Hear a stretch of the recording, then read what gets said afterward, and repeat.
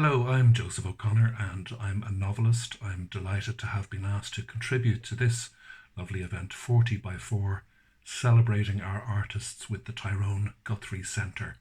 And here is a new short story that I've written for this event, just to say thank you and happy birthday to Annaghmakerrig, and huge heartfelt gratitude for all you've done for so many of us in the arts in Ireland.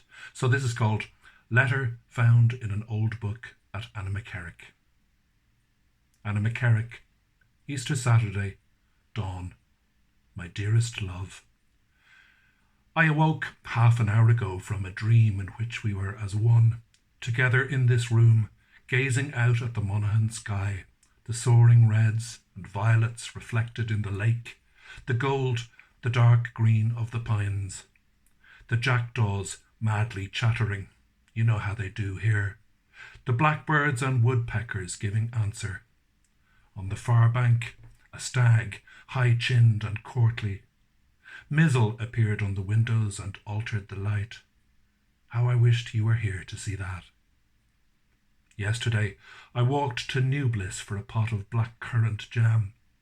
Some mischief maker had twisted the Dublin signpost so that it now pointed to our new capital, Ahabog.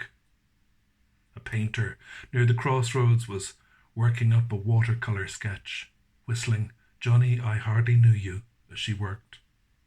The lambs were in the fields and buttercups covered every drumlin. Can there be an opera house anywhere in the world more wondrous than an Irish hedgerow in spring? I thought of you in London, going through the streets. When I came back to Annaghmakerrig by the lower road, the lakeside gate was open despite my certainty that I had closed it on leaving. This made me smile. It seems to me that some special set of energies transmits itself here, that the house and the estate breathe royal, high air as one encounters in an old church in France. Miracles happen here. I know that. So do you.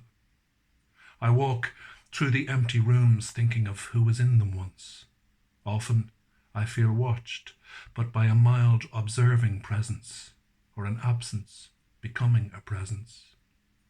In Drum the other Saturday, I saw and envied a young couple walking in a field of daffodils, and on my way home saw the very first butterfly of the year in a clump of head-high nettles.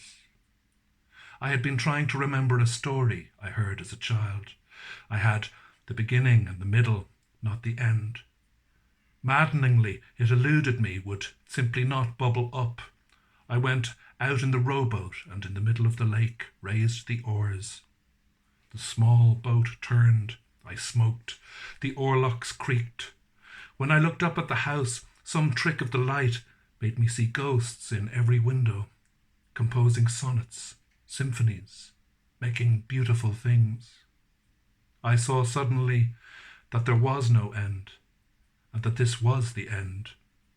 Like our love, there would be no closing chapter, no matter the close of the volume. I am hiding this letter in an old book in Annaghmakerrig, in the hope that one day you will find it. If not you, some other person in a future unknown. What I want to say is very complicated, and like all complicated things, it is simple. Know that you are loved. I have always loved you, with my being and soul and body and eyes. Before I met you or heard of you, I loved you already.